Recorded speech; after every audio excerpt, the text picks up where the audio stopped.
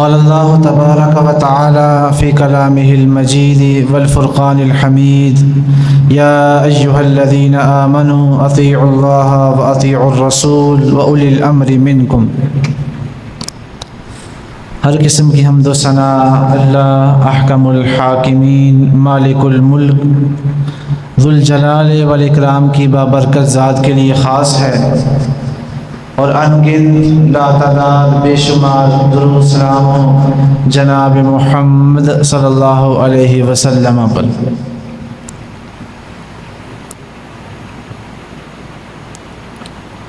نبی کریم صلی اللہ علیہ وسلم جو خیر البشر بھی ہیں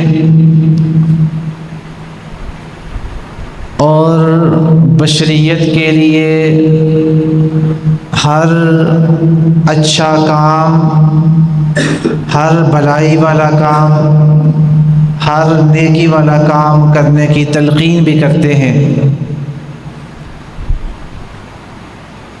اسی ضمن میں نبی صلی اللہ علیہ وسلم کی ایک حدیث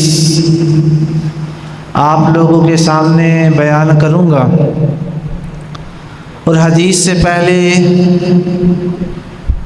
کچھ گزارشات ہیں جو حدیث سے اخذ شدہ اسباق ہیں، وہ اسباق بھی آپ لوگوں کو سمجھانے کی، بتلانے کی کوشش کروں گا۔ کسی بھی معاشرے میں جب کوئی نیکی، بھلائی، اچھائی، واعظ و نصیحت کرنے والا شخص موجود ہو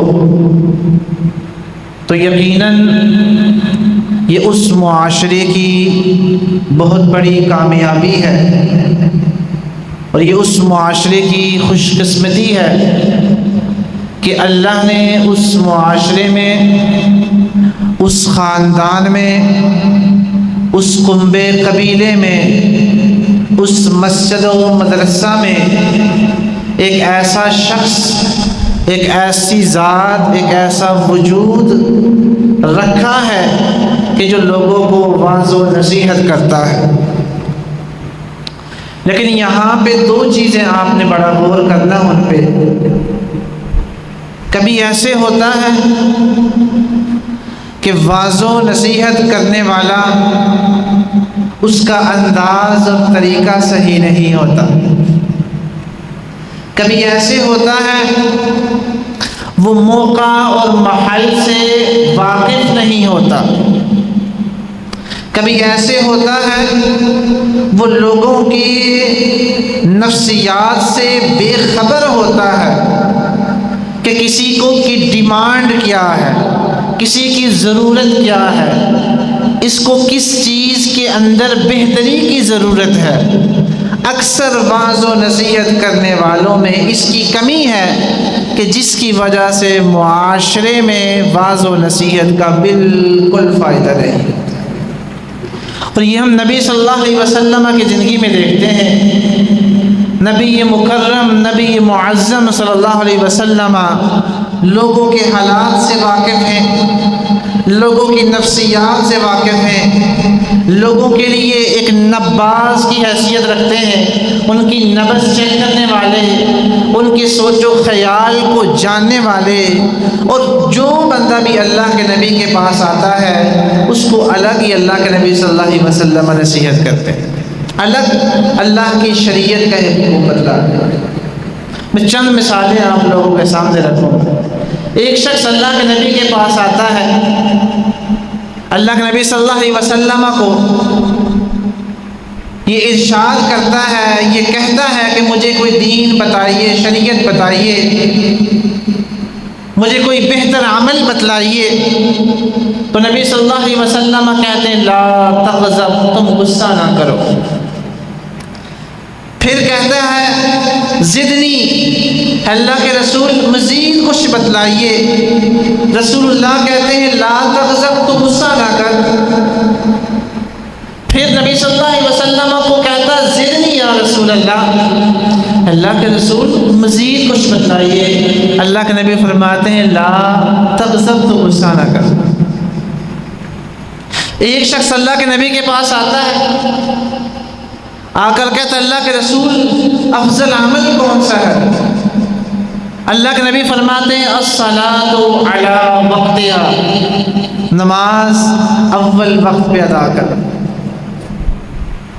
ایک شخص آتا ہے اللہ کے نبی سے پوچھتا ہے بہتر عمل کون سا ہے؟ اللہ کے نبی کہتے ہیں لا یزال لسانک رطبا من ذکر اللہ، تیری زبان پر اللہ کا ذکر جاری رہنا چاہیے۔ اب دیکھیں ہر آنے والے کو الگ جواب مل رہا ہے، ہر آنے والے کو الگ نصیحت مل رہی ہے، ہر آنے والے کو الگ حکم مل رہا ہے۔ یہ کیا ہے؟ یہ اللہ کے نبی صلی اللہ علیہ وسلم جس کو نصیحت کر رہے ہیں ان کے احوال سے واقف ہیں، ان کی ضرورتوں سے واقف ہیں، ان کو کیا چاہیے، واٹ دی وانٹ، وہ کیا چاہتے ہیں، ان کو ضرورت کیا ہے، ان کی بیسک نیڈز کیا ہیں، ان کو کس کے اندر امپرومنٹ کی ضرورت ہے۔ اللہ کے نبی صلی اللہ علیہ وسلم کسی کو کہتے ہیں تو غصہ نہ کر، کسی کو کہتے ہیں تو نماز پہلے وقت پہ پڑھ، کسی کو اللہ کے نبی نے یہ بھی کہا، اس نے کہا اللہ کے نبی افضل عمل بتلائیے۔ اللہ کے نبی نے فرمایا علیک الصوم، روزے رکھ، فإنہ لا عدل لہ، روزے کے برابر تو چیز کوئی نہیں۔ اب ہر بندے کو اللہ کے نبی نے الگ بات بتلائی۔ مطلب کیا ہے؟ مطلب یہ ہے کہ جب ہم کسی کو نصیحت باز کریں تو ہمیں یہ سمجھنا چاہیے اس کو کس چیز کی ضرورت ہے۔ کچھ بھائی ہیں انہوں نے اپنی 4-5 چیزوں کو رٹا لگایا ہوتا ہے، اور جو جہاں کہیں ان کو ملے وہ رٹے رٹائے طوطے کے الفاظ وہ ممبر پر بھی بولیں گے، وہ بازار میں بھی بولیں گے، وہ مسجد میں بھی بولیں گے، وہ مدرسے میں بھی بولیں گے، وہ جہاں اسکول کالجز یونیورسٹیز بس میں، وہ سفر و حضر میں، جہاں کہیں کوئی مل جائے اس کو پکڑ کر وہی الفاظ رٹا رہے ہیں، وہی الفاظ بتلا رہے ہیں، حالانکہ رسول اللہ صلی اللہ علیہ وسلم کا یہ طریقہ نہیں تھا۔ یہ پہلی چیز، آنے والے کی ڈیمانڈ دیکھو، اس کی ضرورت دیکھو، وہ چاہتا کیا ہے، اس کو کیا ضرورت ہے، کس میں بہتری ہونی چاہیے، وہ دیکھو، پھر اس کو بات بتاؤ۔ اس سے اگلی بات، نصیحت کے کتنے پیارے اور سنہری آداب رسول اللہ صلی اللہ علیہ وسلم سے۔ میرے بزرگ بیٹھے ہیں، نوجوان بھی بیٹھے ہیں، اپنے گھروں میں دیکھیے آپ کے بچے آپ کی باتیں نہیں مانتے۔ کیوں نہیں مانتے؟ آپ کو بات کرنا نہیں آتی۔ مسجد میں آپ بچوں کو سرزنش کرتے ہیں، آپ کی بات نہیں مانی جاتی، وجہ کیا ہے؟ آپ کو بات کرنا نہیں آتی۔ ایک ذی شعور، عقل مند، دانا، سمجھدار جوان ہے، باپ بیٹے پہ نصیحت کرتا ہے، بیٹا باپ کی بات پہ کان ہی نہیں دھرتا۔ کیوں؟ باپ کو نصیحت کرنی نہیں آتی، اور باپ بیٹے کے پیچھے لگ جاتا۔ میں آپ کو چند مثالیں نبی صلی اللہ علیہ وسلم کی زندگی سے دیتا ہوں، آپ دیکھیں تو صحیح۔ اللہ کے نبی معاذ کو کہتے ہیں یا معاذ انی احبک، ہے معاذ میں تجھ سے محبت کرتا ہوں، ہے معاذ میں تم سے محبت کرتا ہوں۔ معاذ رضی اللہ عنہ کہتے ہیں میرے ماں باپ آپ پر قربان جائیں، اللہ کا رسول میں بھی آپ سے محبت کرتا ہوں۔ پھر اللہ کے نبی نے معاذ کو کہا اے معاذ، نماز کے بعد ان کلمات کو نہ چھوڑنا، بلکہ معاذ کا ہاتھ پکڑا اور کہا ان کلمات کو نماز کے بعد نہ چھوڑنا، رب اعنی علی ذکرک و شکرک و حسن عبادتک۔ اب ثابت کیا ہوا؟ اگر نصیحت کرنی ہے تو اس کو قریب لاؤ، اس کو محبت کا انداز دو، اس کو الفت دو، اس کو چاہت دو، اس کو اپنائیت دو، اس کو شائستہ زبان دو، اس کو شائستہ لہجہ دو، اس کو شیریں الفاظ، اس کے لیے کرو. جب آپ نے غصے سے بھرے الفاظ میں اپنے بیٹے کو بات کرنی ہے تو وہ آپ کی بات کبھی نہیں مانے. ہاں جب تک چھوٹا ہے، جب تک آپ کا پریشر برداشت کر رہا ہے، جب تک وہ آپ کے کھانے پینے کا محتاج ہے، جب تک وہ آپ کے خرچے کا محتاج ہے، جب تک وہ آپ کی ضروریات کا محتاج ہے، تب تک وہ آپ کا غصہ بھی برداشت کرے گا، آپ کی مار بھی برداشت کرے گا، آپ کی پیٹنا بھی وہ برداشت کرے گا. ہو سکتا ہے مجبوری کے عالم میں خندہ پیشانی سے آپ کی باتوں کو مان لے، لیکن جیسے ہی وہ سن و شعور کو گزرے گا، وہ سمجھدار ہوگا، وہ کہے گا نصیحت کا یہ انداز تو نہیں تھا، نصیحت کا یہ انداز تو نہیں ہے جو میرا باپ اپنا رہا ہے، نصیحت کا یہ انداز تو نہیں ہے جو میرا بھائی اپنا رہا ہے، نصیحت کا یہ انداز تو نہیں جو میرا استاد اپنا رہا ہے، نصیحت کا یہ انداز تو نہیں جو میرے دادا جی اپنا رہے ہیں، نصیحت کا یہ انداز تو نہیں جو میرے چچا جی اپنا رہے ہیں. سوٹی ڈنڈا اٹھا کے بچوں کے پیچھے لگ جانا، یہ آپ کے جوان، یہ آپ کی نو عمر نسل یہ دین سے دور ہے، یہ مسجدوں سے دور ہے، یہ علماء سے دور ہے. کیا وجہ ہے؟ آپ کیا سمجھتے ہیں؟ یہ دین نہیں چاہتے، یہ دین چاہتے ہیں، یہ اسلام چاہتے ہیں، یہ ایمان چاہتے ہیں، یہ رسول اللہ سے محبت کرتے ہیں، یہ اللہ سے محبت کرتے ہیں، یہ قرآن سے محبت کرتے ہیں، لیکن جو بتلانے والا ہے اس کا انداز ٹھیک نہیں ہے. وہ کھڑا ہوتا ہے تو وہ جہنم کے فتوے لگانا شروع کر دیتا ہے، وہ کھڑا ہوتا ہے تو وہ لوگوں کو جہنم کی طرف دھکیلنا شروع کر دیتا ہے، وہ کھڑا ہوتا ہے تو لوگوں کو متنفر کرنا شروع کر دیتا ہے، وہ کھڑا ہوتا ہے تو ان کو چن چن کر اٹیک کرتا ہے، ان پر طنز کرتا ہے کہ جیسے اس کو اللہ نے مسلط کیا ہوا ہے اور اس کو اللہ نے ایک ٹھیکیدار بنایا ہوا ہے کہ جس کو چاہے جہنم کی طرف بھاگ دے، جس کو چاہے جنت کی طرف بھاگ دے. یہ رسول اللہ صلی اللہ علیہ وسلم کا طریقہ نہیں ہے. اب تبدیلی لائیں، اپنے انداز میں تبدیلی لائیں، اپنی چال میں تبدیلی لائیں، اپنی گفتار میں تبدیلی لائیں، اپنے رویے میں تبدیلی لائیں، اپنا ایٹیچیوڈ بدلیں. جب آپ بدلیں گے تو آپ کے بچے خود بخود بدل جائیں گے. یہ ایک بات ہے. دوسری مثال دو. نبی صلی اللہ علیہ وسلم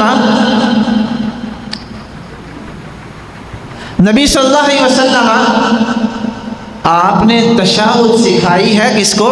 عبداللہ بن مسعود رضی اللہ تعالیٰ عنہ. آپ کو پتہ ہے کیسے سکھائی ہے؟ اب سیدنا عبداللہ بن مسعود فرماتے ہیں کہ نبی صلی اللہ علیہ وسلم کے 2 ہاتھ اور میرا 1 ہاتھ، اور میرا 1 ہاتھ اللہ کے نبی کے 2 ہاتھوں کے درمیان. نبی صلی اللہ علیہ وسلم کے کتنے ہاتھ ہیں؟ 2 ہاتھ ہیں، اور رسول اللہ کا 1 ہاتھ ہے. جب آپ اپنے بیٹے کو اتنے پیار سے بات سمجھائیں تو کیا یہ ممکن ہے کہ آپ کا بیٹا آپ کی بات نہ مانے؟ مجھے بتلائیں، آپ کا بیٹا ہے، آپ کی بیٹی ہے، آپ کا شاگرد ہے، آپ کو جاننے سمجھنے والا ہے. جب آپ اتنے پیار سے، اتنے محبت سے، اتنی الفت و چاہت سے اپنے 2 ہاتھوں میں اس کا ہاتھ رکھیں اور پھر اس کو بات بتائیں کہ ممکن ہی نہیں ہے، اس چیز کی پاسبلٹی ہے ہی نہیں ہے کہ وہ آپ کی بات کو نہ مانے، کہ ممکن نہیں ہے. یہ انداز ہے میرے نبی صلی اللہ علیہ وسلم. اللہ کے نبی صلی اللہ علیہ وسلم نے حضرت عبداللہ بن عمر کو کہا کل فی الدنیا کأنک غریب، دنیا میں ایسے رہو جیسے اجنبی ہوتا ہے. تو کہا کیسے؟ پتہ؟ فوضع یدہ علی منکبہ، اس کے کندھے پہ ہاتھ رکھا. کیسے؟ عبداللہ بن عمر کے کندھے پہ ہاتھ رکھا. کبھی ہاتھ پکڑ رہے ہیں، کبھی کندھے پہ ہاتھ رکھ رہے ہیں، کبھی کہتے ہیں میں تم سے محبت کرتا ہوں.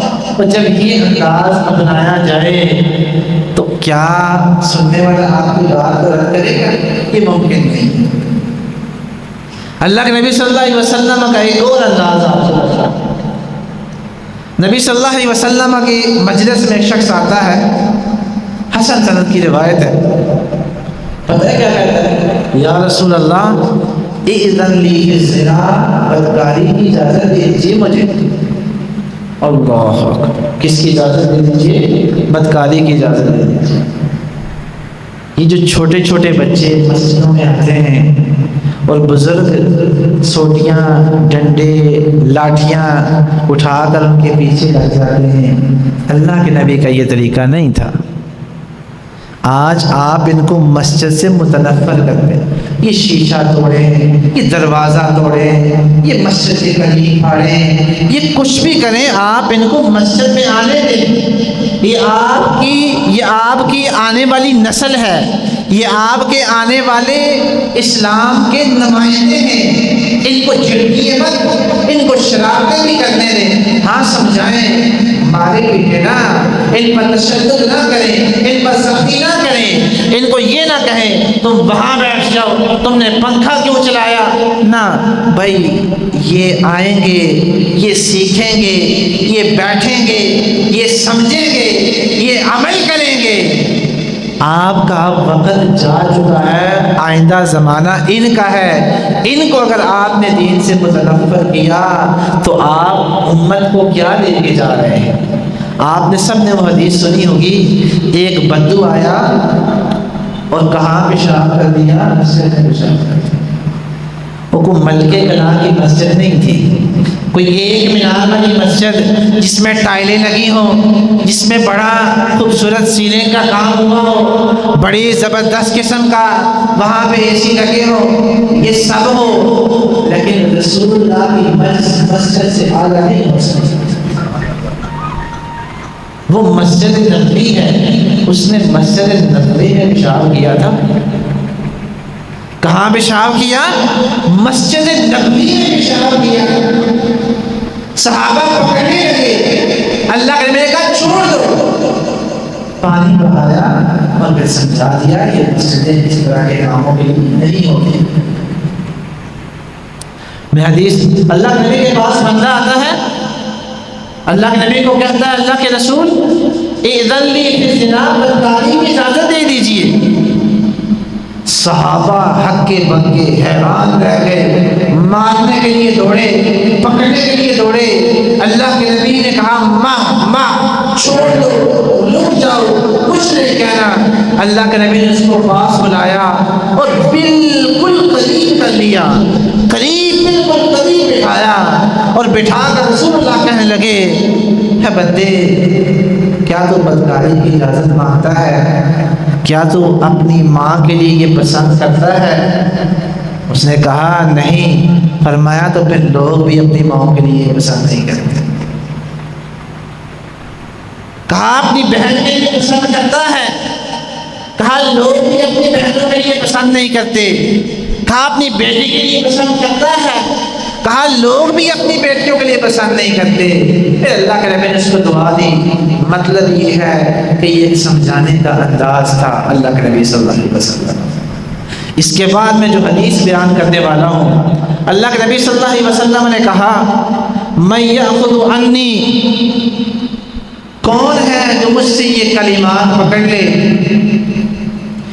یعمل بہن او یعلم من یعمل بہن، یہ کلمات مجھ سے لے یا تو خود عمل کرے یا پھر لوگوں کو آگے بتلائے، لوگ عمل کریں۔ تو وہاں پہ سیدنا ابو ہریرہ موجود تھے۔ ابو ہریرہ نے کہا انا یا رسول اللہ، اللہ کا رسول میں ان کلمات کو یاد کروں گا، ان پر عمل بھی کروں گا اور آگے تبلیغ بھی کروں گا۔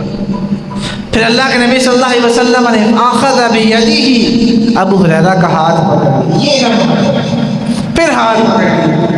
اب دیکھیں جہاں آپ شفقت کا انداز اپنائیں گے، جہاں آپ لطف والا انداز اپنائیں گے، جہاں آپ پیار والا انداز اپنائیں گے، تو اگلا آپ کے قریب ہوگا، آپ کی بات سنے گا، آپ کے لیے اپنے دل کے رستے کھول دے گا۔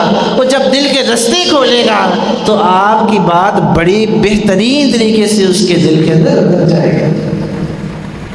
فرمایا 5 چیزیں اللہ کے نبی صلی اللہ علیہ وسلم فرمائی، ان میں سے پہلی چیز اللہ کے نبی نے فرمایا اتق المحارم تکن اعبد الناس، اتق المحارم تکن اعبد الناس، اپنے آپ کو محارم سے بچا لے تو سب سے بڑا عبادت گزار ہے۔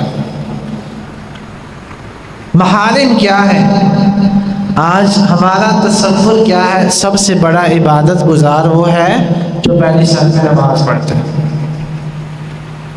جو فرائض کی ادائیگی میں کوتاہی نہیں کرتا، جو نفلوں پہ نفل پڑھے جا رہا ہے۔ ہاں یہ بھی عبادت گزار ہے، لیکن سب سے بڑا عبادت گزار وہ نہیں ہے۔ تو سب سے بڑا عبادت گزار کون ہے؟ فرمایا اتق المحارم، نماز پڑھ، 7 سود کو بھی چھوڑ دے، نماز پڑھ 7 گناہ کو بھی چھوڑ دے، نماز پڑھ 7 زبان پر بھی کنٹرول رکھ، نماز پڑھ 7 کسی کا دل بھی نہ دکھا، نماز پڑھ 7 کسی کی عزت کے بارے میں باتیں بھی نہ کر، نماز پڑھ جو جو چیزیں اللہ نے روکی ہیں، جن سے اللہ نے منع فرمایا ہے، ساتھ ساتھ ان کو بھی چھوڑ، ان سے بھی بچ، تب تو بڑا عبادت گزار بنے گا۔ یہ مطلب نہیں ہے تو ادھر سے سجدے پڑھتا جائے، ادھر سے کاروبار میں ڈنڈی مارتا جائے، ادھر سے تو سجدے پڑھتا جائے، تیری زبان سے مسلمان محفوظ نہیں ہے، تیرا بھائی محفوظ نہیں ہے، تیری اولاد محفوظ نہیں ہے، تیرا پڑوسی محفوظ نہیں ہے، تیرے محلے والے رشتے دار محفوظ نہیں ہے، تیرا پورا قبیلہ خاندان محفوظ نہیں ہے، تو کیا ہے؟ فرمایا عبادت بھی کر، لیکن ساتھ ساتھ جتنے بھی اللہ نے کام منع کیے ہیں ان کاموں سے بھی اپنے آپ کو بچا لے۔ صرف نمازوں سے بات نہیں بننی، صرف روزوں سے بات نہیں بننی، صرف صدقہ و خیرات سے بات نہیں بننی، صرف قرآن کی تلاوت سے بات نہیں بننی۔ عبادات اللہ کا حق ہے اور معاشرتی حقوق بھی انسان کے ذمے ہیں، یہ نہیں عبادت میں تو بڑا سپر ہے اور دوسرے کاموں میں بالکل زیرو ہے، تو اس زیرو کو اللہ زیرو ہی رکھے گا۔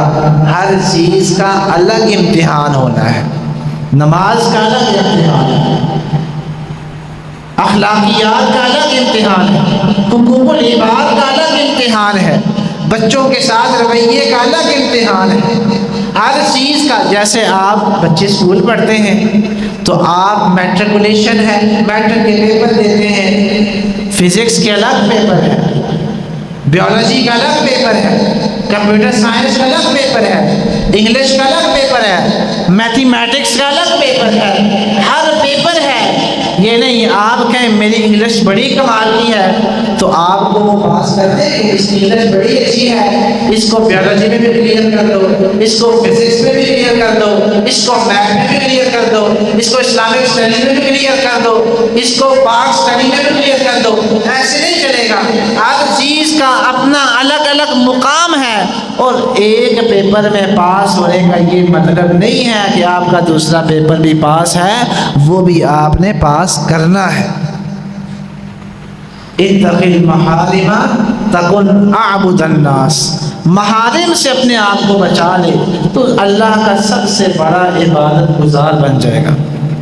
دوسرا وَرْضَ بِمَا قَسَمَ اللَّهُ لَكَ تَكُنْ أَغْنَى النَّاسِ، اللہ کی رضا پہ راضی ہو جا، اللہ کی رضا پہ راضی ہو جا۔ اللہ نے غریب پیدا کیا ہے، راضی ہو جا۔ تو نے کوشش کی پیسے کمانے کی، نہیں حاصل کر سکا، بس راضی ہو جا۔ اللہ نے چھوٹا قد رکھا ہے، راضی ہو جا۔ اللہ نے آپ کے جسم میں کوئی عذر رکھا ہے، معذوری رکھی ہے، تو راضی ہو جا۔ اللہ نے تجھے اس حال میں بھی رکھا ہے، اللہ کی رضا پہ راضی ہو جا، اللہ کی رضا پہ راضی ہو جا۔ آج دیکھتے نہیں لوگ شکووں میں شکوے کرے جا رہے ہیں، کوئی غربت کا شکوہ کر رہا ہے، کوئی مکان کے کچا ہونے کا شکوہ کر رہا ہے، کوئی اپنے جسم کی کمزوری کا شکوہ کر رہا ہے، اور کوئی اپنے جسم کی معذوری کا شکوہ کر رہا ہے۔ ہر بندہ شکوہ گناہ ہے، اور شکوے در شکوے اللہ سے شکوے کر رہا ہے۔ ہم نے اللہ کو کچھ دیا تھا کہ ہم اللہ سے واپس لے رہے ہیں، یہ ہمارا دیا ہوا کچھ نہیں ہے۔ یا تو ہم نے اللہ کو پیمنٹ کی ہو، پیسے دیے ہو، کچھ دیا ہو، پھر ہمیں پورے کے بدلے ہمیں پورا سامان نہ ملے تو پھر تو ہم شکوہ کر سکتے ہیں، لیکن اللہ نے اپنی طرف سے زندگی بھی دی، اپنی طرف سے ہاتھ پاؤں چہرہ آنکھیں ہر نعمت سے نوازا، تو پھر ہمارا شکوہ اللہ سے بنتا نہیں ہے۔ اللہ کے نبی صلی اللہ علیہ وسلم نے کیا فرمایا تھا؟ انظروا الی من هو اسفل منکم، اپنے سے نیچے والے کو دیکھو، ولا تنظروا الی من هو فوقکم، اپنے سے اوپر کو نہ دیکھو۔ اللہ کے رسول کیوں نہ دیکھیں؟ فرمایا اوپر والے کو دیکھو گے تو اللہ تعالیٰ کی نعمتیں حقیق کرنا شروع ہو جائیں گے، نیچے والے کو دیکھو گے تو اللہ کی نعمتیں عظیم لگنا شروع ہو جائیں گی۔ تو جو اللہ نے آپ کے لیے تقسیم کیا ہے یہ بڑی بات ہے، یہ بڑی بات ہے۔ ہم لوگ اللہ کی رضا میں راضی نہیں ہوتے، کیوں نہیں راضی ہوتے؟ وہ دنیا داری ہے، وہ بھاگم بھاگ ہے، وہ دھکم بیل ہے، وہ ایک دوسرے کے پیچھے مقابلہ بازی، دنیا میں کمپٹیشن پیدا ہو رہا ہے، مقابلہ بازی چل رہی ہے۔ بچہ شروع سے اسکول جاتا ہے تو اس کو یہ اس کے ذہن میں ڈالا جاتا ہے فلاں بچے کے ساتھ تمہارا مقابلہ چل رہا ہے۔ وہ مقابلہ بازی کی کیفیت وہ شروع میں ماں اس کے ذہن میں ڈالتی ہے، باپ اس کے ذہن میں ڈالتا ہے تمہارا فلاں کے ساتھ مقابلہ ہے، تمہارا فلاں کے ساتھ مقابلہ ہے۔ وہ پروان چڑھتا ہے، اس کی گروہ کی مقابلہ بازی کی فضا میں ہوتی ہے۔ وہ زندگی میں ہمیشہ اپنی زندگی کو دوسروں کے ساتھ کمپیئر کرنا شروع کر دیتا ہے۔ پھر زندگی میں اتار چڑھاؤ آتے ہیں، ایک کا رتبہ بلند ہو جاتا ہے، ان کے بیچ میں فاصلہ ہو جاتا ہے، پھر جو نیچے رہ جاتا ہے وہ احساس کمتری کا شکار ہو جاتا ہے۔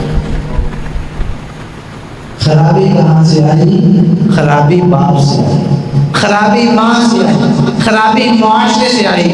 اس نے ان کے بیچ میں مقابلہ بازی کی فضا پیدا کر۔ اس نے یہ نہیں کہا کہ بھائی یہ تمہارا بھائی ہے، بھائیوں میں فرق ہو سکتا ہے، ایک دوسرے کے ساتھ تعاون کرو، ایک دوسرے کا ہاتھ بٹاؤ، ایک دوسرے کے ساتھ مل کے بیٹھو۔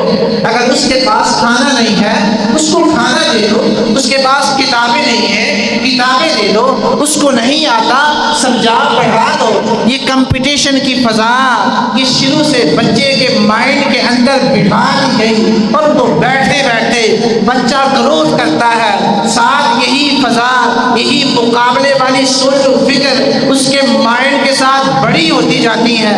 وہ خود میچور ہوتا ہے، یہ سوچ میچور ہوتی ہے۔ یہ سوچ جب میچور ہوتی ہے تو معاشرے میں وہ دوسرے کو اپنا مد مقابل سمجھتا ہے، اپنا بھائی نہیں سمجھتا۔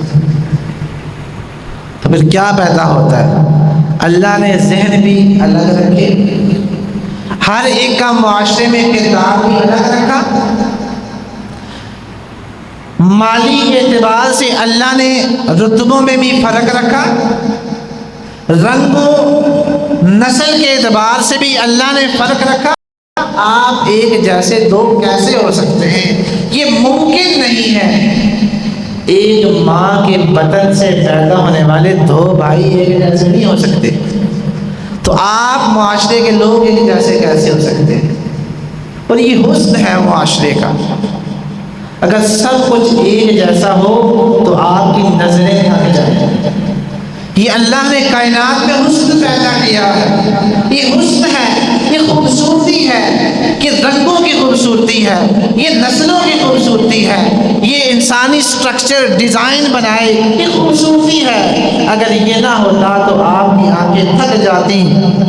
ایک منظر دیکھ کر، ایک جیسی شکل دیکھ کر، ایک جیسے لوگ دیکھ کر، ایک جیسے مراتب دیکھ کر ہم سارے تھک جاتے۔ ہم دنیا ہمارے لیے بے لذت و بے مزہ ہو جاتی، اس کا کوئی سکون نہیں۔ تو ورض بما قسم اللہ لک، اللہ کی رضا میں راضی ہو جا، تکن اغنی الناس، تو لوگوں میں سے سب سے بڑا غنی بن جائے گا۔ اللہ کے نبی نے کہا تھا نا، غنا پیسوں کا نام نہیں ہے، غنی ہونا پراپرٹی جائیداد کا نام نہیں ہے، غنی ہونا اچھے بینک بیلنس، اچھے ملک کے ویزے کا ہونا، نیشنلٹی کا ہونا، یہ غنا نہیں ہے۔ فرمایا غنا تو دل کی غنا ہوتی ہے، غنا تو نفس کی غنا ہوتی ہے۔ جب آپ کا دل غنی ہو، آپ کے پاس بھلے پیسے نہ ہو، آپ غنی ہیں۔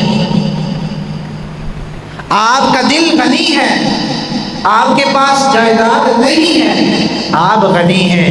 لیکن اگر آپ کا دل غنی نہیں ہے اور آپ کے پاس اتنے زیادہ پیسے ہیں، اتنا زیادہ مال ہے، پھر بھی آپ کائنات کے فقیر شخص ہیں۔ تیسری بات اللہ کے نبی نے حضرت ابو ہریرہ کو فرمائی، وَأَحْسِنْ إِلَىٰ جَارِكَ تَكُنْ مُؤْمِنًا، اپنے پڑوسی کے ساتھ حسن سلوک کر، تو مومن بن جائے۔ تیرے مومن ہونے کی پہچان یہ کیسے؟ المؤمن من امنہ الناس، مومن تو وہ ہے جس سے لوگ امن میں ہوتے ہیں۔ مومن وہ ہے جس سے لوگ امن میں ہیں، اس کا پڑوسی امن میں ہے، اس کے گھر والے امن میں ہیں۔ ہمارے ہاں کیا ہے، آپ سب محلوں میں رہتے ہیں، آپ نے کنسٹرکشن کی ہوتی ہے اور گھر کے باہر نالیاں بنی ہیں، آپ نے پائپ نکالنا ہے اور سیدھا کاٹ دینا ہے، اور جو بھی گزرے گا اس کے کپڑوں پہ چھینٹے پڑتے جائیں۔ یہ مومن ہے جس نے 1.5 کروڑ کا مکان تو بنا لیا، لیکن اس نے 1.5 فٹ کا اضافی پائپ نہیں لگایا کہ کسی کے کپڑے کر دے گا۔ جس نے 2 کروڑ کا مکان تو بنا لیا، لیکن گھر کے آگے اس نے ایک بڑا سا گٹر بنا کے رستہ روک لیا، یہ مومن ہے۔ کیا آپ مومن اس کو سمجھتے ہیں؟ اس نے 4 کروڑ کا مکان بنا لیا، گھر کے آگے رستہ اونچا کر دیا اپنا تاکہ پانی جائے تو دوسرے کے گھروں میں جائے، ہمارے گھر میں نہیں مومن ہوتا ہے۔ اس کو مومن کہتے ہیں۔ المؤمن من امنہ الناس، مومن وہ ہے جس سے خوشبو آئے، جس سے راحت آئے، جس سے سکون آئے، جس سے اطمینان آئے، جس سے ٹھنڈی ہوا آئے، جس کے پاس آپ بیٹھیں تو آپ امن میں ہو، جس کے پاس آپ کھڑے ہو تو آپ پرسکون ہو، جس کی بہبل میں آپ بیٹھیں تو آپ کو کوئی خطرہ نہ ہو، یہ مومن ہوتا ہے۔ اللہ کے نبی صلی اللہ علیہ وسلم نے جہاد میں صحابہ جا رہے تھے اور صحابہ نے ایسے کیا کہ رستہ کاٹا۔ رستہ کاٹا کا مطلب یہ ہے کہ رستے میں بیٹھ گئے، تھوڑا سا رستہ چھوڑا۔ اللہ کے نبی نے فرمایا، سن لو، جس نے رستہ کاٹا اس کا جہاد نہیں ہے، فلا جہاد لہ، اس کا جہاد نہیں ہے۔ اور تمہاری نمازیں ہو جائیں گی، تمہارے صدقہ و خیرات ہو جائیں گے، جہاد جیسا عظیم عمل اللہ کے نبی نے فرمایا رستے کاٹو گے تو جہاد نہیں ہے، تو نمازیں کہاں ہوں گی؟ اب دیکھیں معاشرتی برائیوں کو ذرا دیکھیں، آپ دیکھیں دکان اتنی ہے اور باہر اتنی نکالی ہوئی، بریک لگاتا ہے گاڑی کو سٹینڈ پہ لگاتا ہے روڈ کے بالکل درمیان، جیسے کہ باپ کی ملکیت ہے سارے کا سارا روڈ۔ آپ نے نہیں دیکھا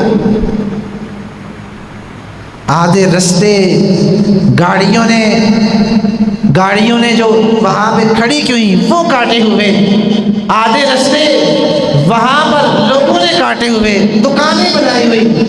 کیا آپ نے سمجھے یہ مومن کا یہ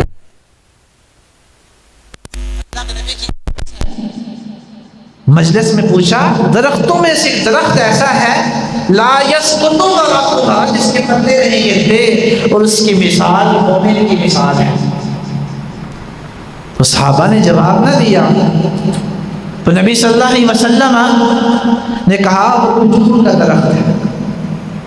عبداللہ بن عمر بعد میں کہتے ہیں اپنے باپ عمر کو کہ مجھے علم تھا کہ یہ کھجور کا درخت ہے، لیکن اتنے بڑے بڑے صحابہ بیٹھے تھے، میں نے گوارا نہ کیا کہ اتنے بڑے صحابہ کی حضور ہے۔ اب کبھی آپ نے سوچا ہے مومن کو کھجور کے درخت کی طرح کیوں کہا گیا؟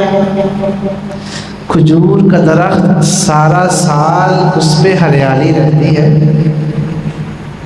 اس کے پتے سبز رہتے ہیں، اس کی ہوا ٹھنڈی رہتی ہے، اس کے نیچے آپ آرام کر سکتے ہیں، وہ بالکل سیدھا ہوتا ہے، وہ دائیں بائیں نہیں مڑتا، اس کے پاس آپ بیٹھیں گے آپ سکون میں ہیں، ہر وقت آپ کو ٹھنڈا سایہ دے گا، ٹھنڈی ہوا دے گا، وہ سیدھا کھڑا ہوتا ہے، دائیں بائیں نہیں مڑتا، کسی کو تکلیف نقصان نہیں پہنچاتا۔ فرمایا یہ ہے مومن، یہ کھجور کا درخت دیکھ لو، یہ مومن کی نشانی ہے، یہ مومن کی علامت ہے۔ تو ایسا مومن اللہ تعالیٰ کو پسند ہے۔ وَأَحْسِنْ إِلَىٰ جَارِكَ تَكُنْ مُؤْمِنًا، اپنے پڑوسی کے ساتھ حسن سلوک کر تو مومن بن جائے گا۔ یہ تین باتیں آپ لوگوں کے سامنے بیان کی، دو باتیں ہو رہی ہیں لیکن پھر کبھی موقع ملا تو ان باتوں کو بیان کروں گا۔ اللہ تعالیٰ سے دعا ہے اللہ مجھے آپ سب کو عمل کرنے کی توفیق عطا فرمائے، اور اللہ ہمیں حقیقی طور پر صحیح مومن بنائے، اور جو حدیث میں واضح و نصیحت اللہ کے نبی کے فرمودات اور فرامین ہیں، اور جس طرح یہ فرامین رسول اللہ اپنے صحابہ کو پیار سے، محبت سے، الفت اور چاہت سے، اپنائیت سے اپنا بنا کر صحابہ کو سکھاتے تھے، ہمیں ویسا ہی عمل کرنے کی توفیق دے اور وہی رویہ بتانے کی توفیق دے۔ اللہ سے دعا ہے اللہ جو سنایا اکثر عمل کرنے کی توفیق عطا فرمائے۔ وآخر دعوانا ان الحمد للہ رب العالمین۔